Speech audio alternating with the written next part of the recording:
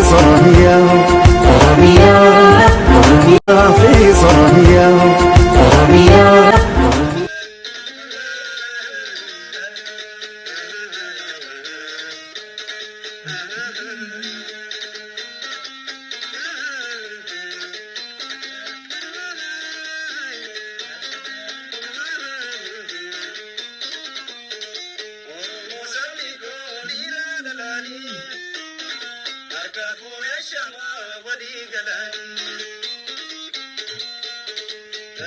Shamarran awwaman guddoon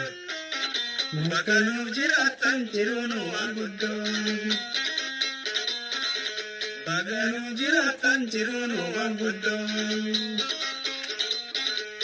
dura gobbaaniidhaa fi garraafne galata warroo fi qeerroon as keenye erbaata rasaasaa warri ta'ee darbee osoo jiraataniif garaan nu aaree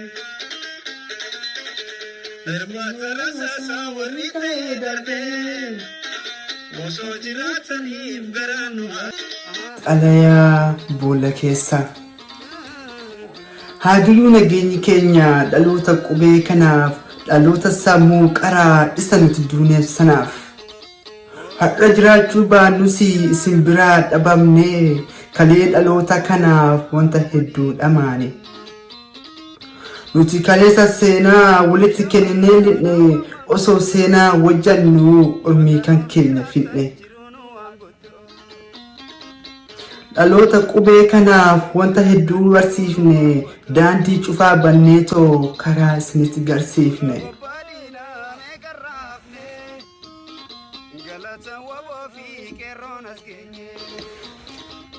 tokko gargar baanee lamatti hin qoodamne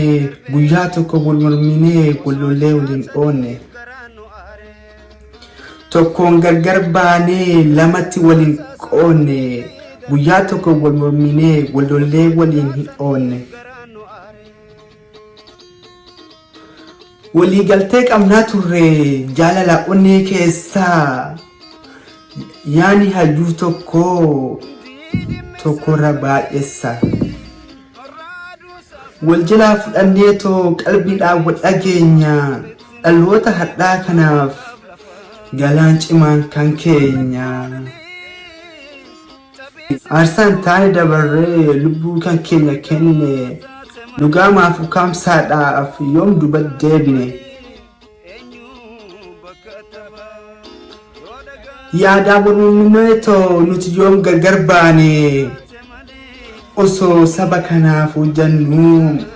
duunee biyyootaane isin hadhaan tana garuu maal keessa jirtu laata